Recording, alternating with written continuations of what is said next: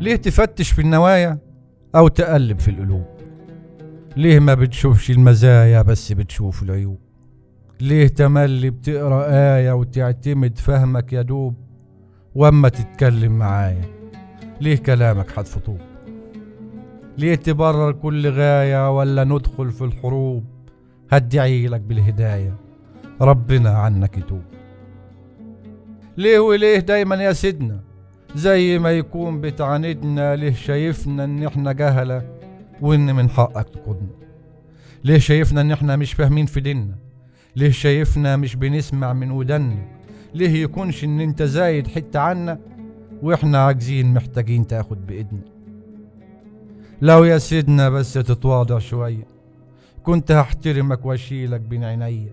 نفسي اشوفك من زمان قلبك عليا، نفسي اساعدك بس برضو انت تساعدني.